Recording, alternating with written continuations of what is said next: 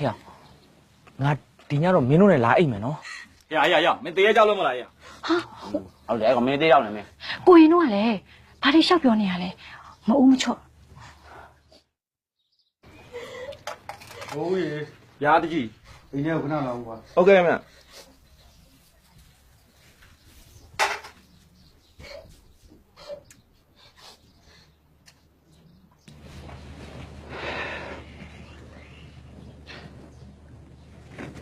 ဒီတာကြီးကိုငါခန်းနဲ့ပို့လိုက်ကွာဟုတ်ကဲ့ကြီး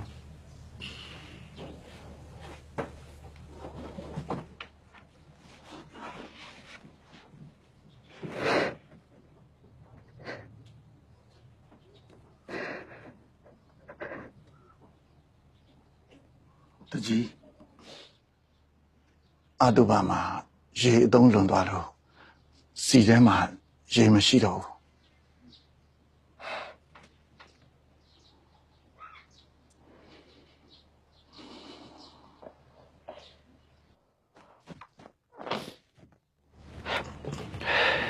ရေမရှိလဲခက်ကြလို့မရှိတော့တာပေါ့လူငယ်တွေစုပြီးရေတိုက်ဖို့ပြင်ကြအောင်လားလေးစင်းချောင်းကကျုပ်တို့ရွာအတွက်ဘယ်အချိန်ထိအကျိုးပြုနိုင်မှာလဲတခါတလေကျုပ်ရွာသားတွေအတွက်စိုးရိမ်မိတဲ့တကြီးရဲ့ရေတမ်းမပြေဝလို့တေဆုံးရတဲ့အလူပါလောက်ကျုံမုန်းတာမရှိဘူး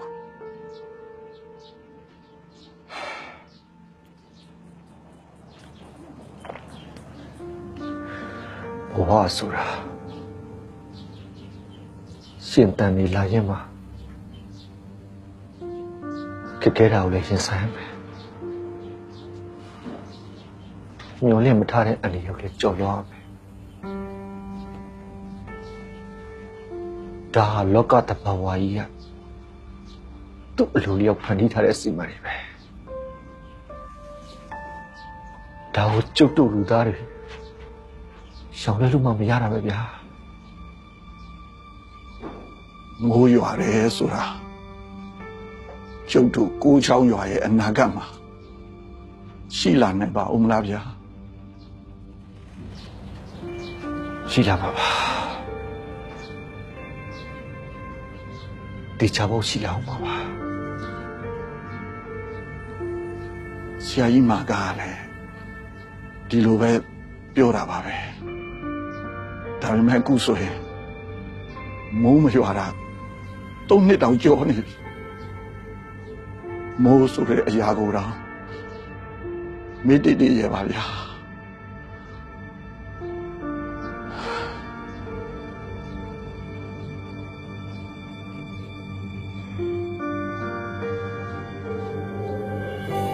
မြဲမမြဲတတ္တဝါအပေါင်းကျမ်းမာကြပါစေချမ်းသာကြပါစေတောဆောင်နဲ့တောင်းဆောင်နဲ့ယုတ်ကစုဘုံကစုအာဂကစုနဲ့ကွာကွင်းဆောင်နဲ့ရွာဆောင်နဲ့အတီးတီးတို့ဒီလေဤကိုချောင်းရွာဘေးစုကစုယူဖေရှားပြီးနိုင်ကြပါစေကာကွယ်ဆောင်ရှောက်ပြီးနိုင်ကြပါစေ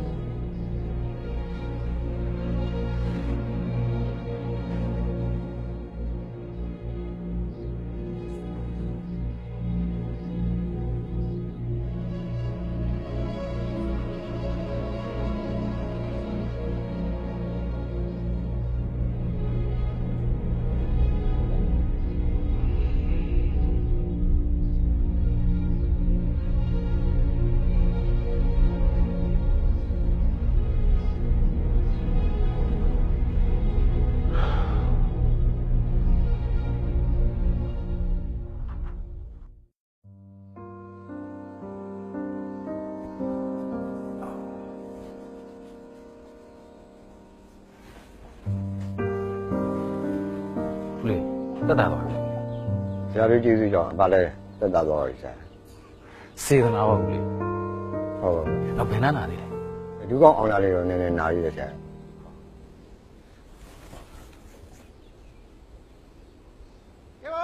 ကဲပါဆရာကြီးကဲပါဆရာကြီးကဲပါ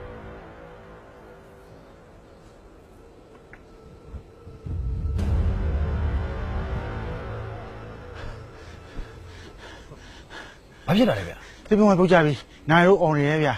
သွေးမထွက်ပဲနဲ့နိုင်တို့အောင်နေလို့ပါဗျာကဲပါဦးဆရာကြီး ကဲအဲ့ဒါဆိုရင်စေကူသားဆောင်ကိုအရင်တင်ထားလိုက်လေလောဆယ်ဆရာကြီးကတော့ဖျားဝတ်ပြုတ်နေတယ်ဗျာခဏမျိုးလာပါလိမ့်ကဲလာ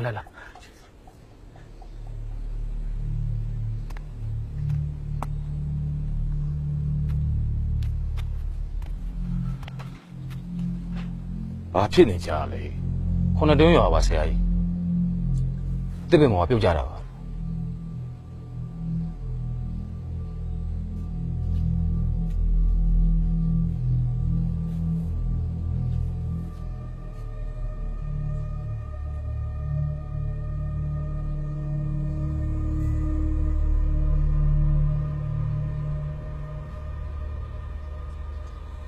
ခြေစစ်လွဲသွားတာပဲဘယ်တော့မှဖြစ်တာ မနေ့အာယုံတက်ကဖြစ်ထားပါဆရာ ခြေစစ်ပြန်တည့်ဖို့ဆိုရင်နည်းနည်းတော့နာလိမ့်မယ်ဒါမှမဟုတ်ရင်အကြာကြီးနေထပ်နာလိမ့်မယ်အဲ့တော့အခုအနာခံမလားအကြာကြီးနေမှထပ်အနာခံမှာ နာမအတူတူပဲခုပဲနာခံပါမယ်ဆရာကြီး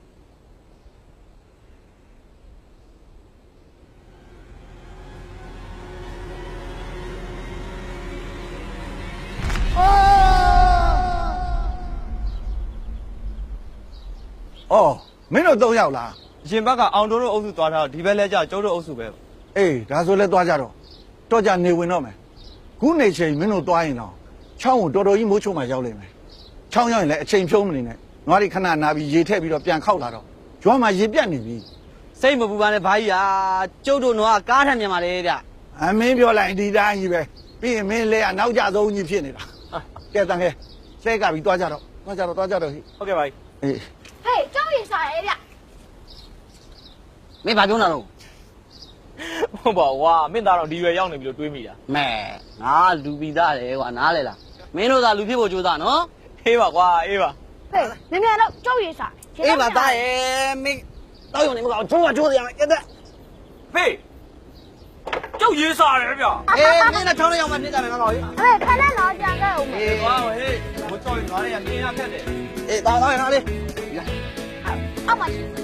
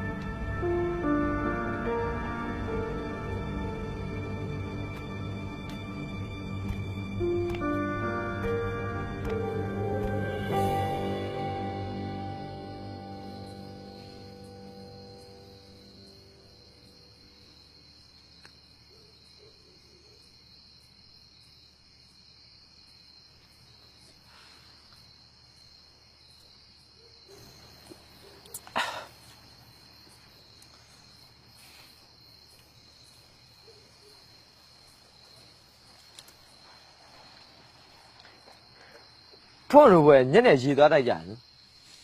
အေးလေကွာတန်ခဲတာငါလာခေါ်နေသေးတာ ဒီညမင်းနဲ့ငါအဆောင်ကြတယ်ဆိုလို့သူတို့ကြီးထွက်သွားတာ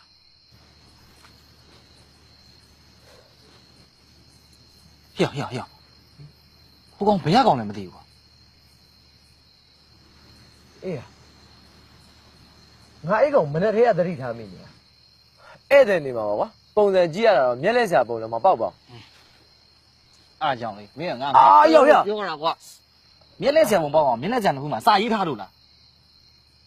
ဘာမှမသိဘူး ဟဲ့လေနေဟုတ်ရခင်ဗျားဘာလုပ်လဲ ကျွန်တော်ဧည့်သည်ပါ ဟုတ်ဧည့်သည်ဆိုရင်တော့ရွာထဲဝင်လို့မရအောင် ဘာဖြစ်လို့လဲဗျာ ဒီနေ့ရွာထဲမှာအာသုဘရှိရဲ့ဗျာကျုပ်တို့ရွာအာသုဘချတဲ့နေ့မှာဘယ်တစ်စိမ်းဧည့်သည်မှာလက်ခံလို့မရဘူး ဘာကြောင့်လဲမသိဘူး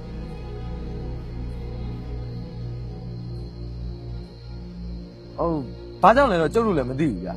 ဟိုဒါကဒီရွာရဲ့ဓလေ့ပဲခင်ဗျားရွာထဲဝင်နေတယ်ဆိုရင်တော့ဒီနေ့ဖြန်နေထွက်မှဝင်လို့ရ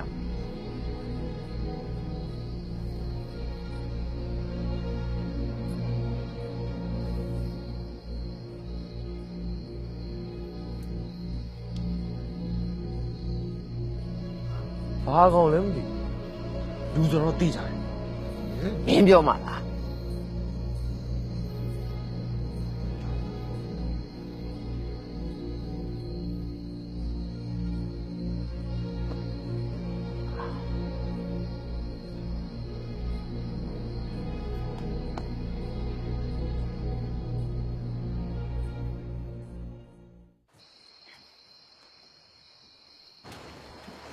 အကို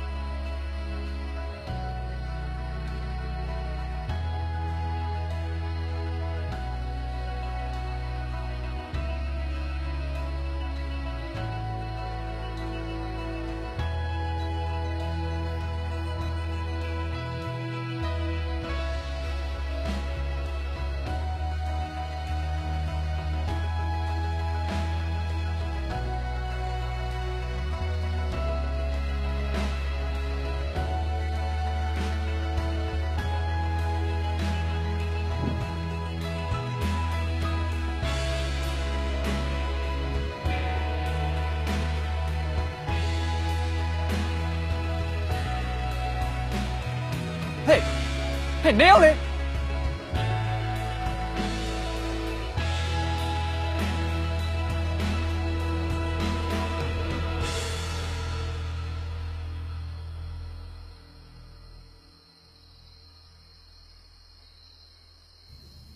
ကျဲတလုံးတော့ရောက်လာပြန်ပြီ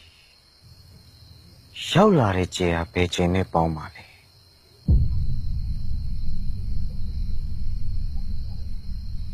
ဒီဘက်ကကျဲနဲ့ပေါင်းရင်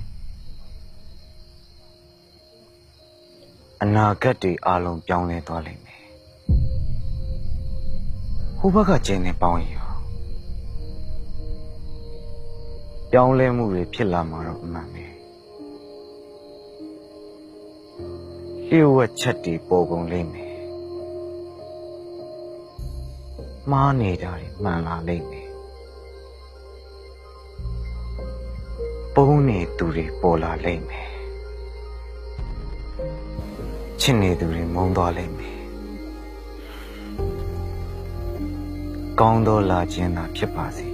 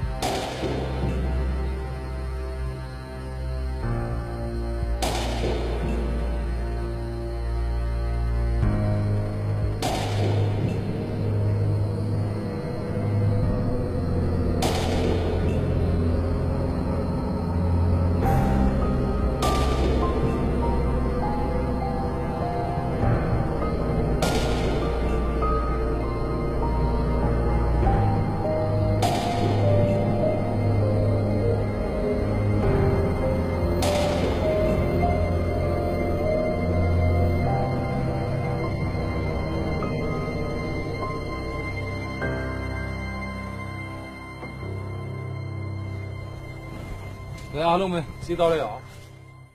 စစ်တော့ဟိုလေးထားပါဦးမလေးလောလေးပြန်အောင် ကဲရှင်းလေးတောင်းလိုက်အောင် 来，我们。哎呀，屋里家，来，你老吃个到了啊？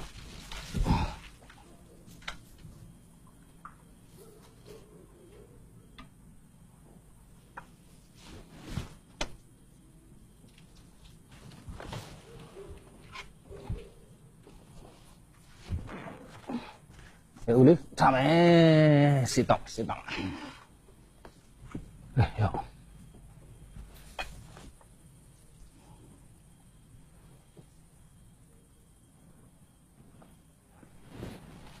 အဲ့လိုက်ကြတော့မနေ့မိုးလင်းလာတဲ့ခဏတို့တန်ရအားလုံးယူပြတော့ပျောက်သွားပြီးတော့မှတ်လိုက်ကြတော့ စောညူရ ဗျာ ငါလည်းနားလိုက်ကြအောင်ကွာဒါနဲ့ရောဒီကဘယ်လိုလဲ ငါဘာနဲ့အောင်တယ်ဗလာကြီးကတော့စိုးစိုးတွေကအဲ့ရောက်ဝင်သွားပြီဗျာ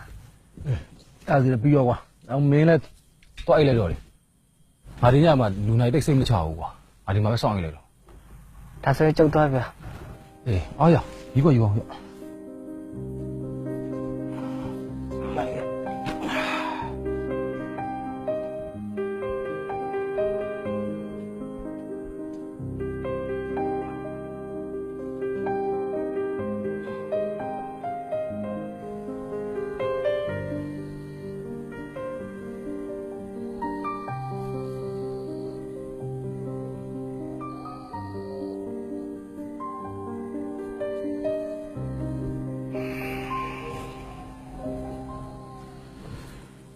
ထိုင်ရမှာမညောင်းမှန်းတီးတော့တယ်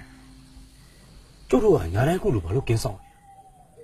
ညညတာကိစ္စတစ်ခုထူးခြားလာဆရာကြီးချီကိုအချိန်မတင်ပို့နိုင်အောင်လို့ပေါ့။ခုကြည့်လေလူနာဆောင်ထဲမှာလူနာပြတ်ပါမပြတ်တာ။ညာတိုင်းစောင့်ရတော့ပေါ့ကွာ ဆရာကြီးကတော့ဒီနေ့တဝိုက်မှာနာမည်ကြီးပဲနော်ယောဂမှန်မှဆရာကြီးကိုမယုံလိုက်အရှင်းတောက်တော့တာပဲ ။တမာတိအားကောင်းတာကိုဆေးဆရာဆိုတာလေတမာတိအားကောင်းမှဆေးစမ်းပို့ထက်တာကွာ ဆရာကြီးကတော့ဘလို့ကျင့်ကြလဲမသိပါဘူးဗျာကျုပ်တော့ဆရာကြီးရှင်းမှာတော့အသက်တောင်ကောင်းကောင်းမရှိရဘူးဗျာဆရာကြီးရဲ့အတန်ကိုကြားလိုက်ရရင်ကြောတွေစိတ်တော့ကြောက်နေတာဒါနဲ့ခင်ဗျားဒီမှာနေရဘယ်လောက်ကြာ ။ဒီဘိုင်းမှုမရတဲ့အချိန်များဆိုတော့ကွာ ဟာဒါဆို3နှစ်တောင်ရှိပြီကောခင်ဗျားဆရာကြီးကပညာမွေဘယ်လောက်တော့ရလိုက်ကြလဲ ။ပညာမွေဆိုတာယူတတ်မှရတာလေကွာ။ကဲစကားလေးအများကြီးလည်းပြောမနေတော့ငါလည်းအစ်ချင်လာပြီကွာ။